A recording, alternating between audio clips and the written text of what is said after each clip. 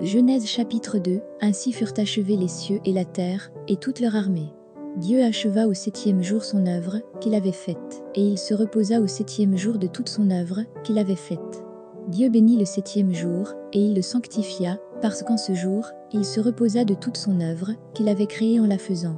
Voici les origines des cieux et de la terre, quand ils furent créés.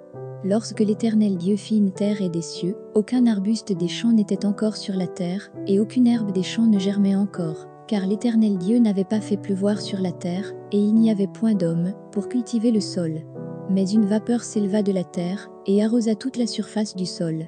L'Éternel Dieu forma l'homme de la poussière de la terre, il souffla dans ses narines un souffle de vie, et l'homme devint un être vivant.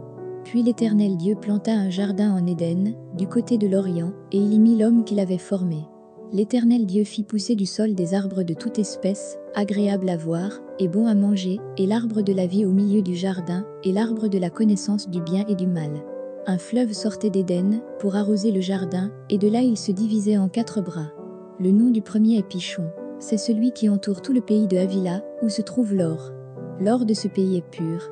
On y trouve aussi le bdellium et la pierre d'onyx. Le nom du second fleuve est Gihon, c'est celui qui entoure tout le pays de Cush. Le nom du troisième est Hiddekel, c'est celui qui coule à l'orient de la Syrie. Le 4e fleuve, c'est l'Euphrate. L'Éternel Dieu prit l'homme, et le plaça dans le jardin d'Éden pour le cultiver, et pour le garder. L'Éternel Dieu donna cet ordre à l'homme, tu pourras manger de tous les arbres du jardin, mais tu ne mangeras pas de l'arbre de la connaissance du bien et du mal, car le jour où tu en mangeras, tu mourras. L'Éternel Dieu dit, il n'est pas bon que l'homme soit seul, je lui ferai une aide semblable à lui.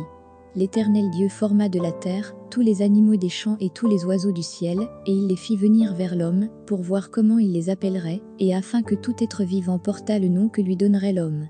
Et l'homme donna des noms à tout le bétail, aux oiseaux du ciel, et à tous les animaux des champs. Mais, pour l'homme, il ne trouva point d'aide semblable à lui. Alors l'Éternel Dieu fit tomber un profond sommeil sur l'homme, qui s'endormit. Il prit une de ses côtes, et referma la chair à sa place. L'Éternel Dieu forma une femme de la côte qu'il avait prise de l'homme, et il l'amena vers l'homme.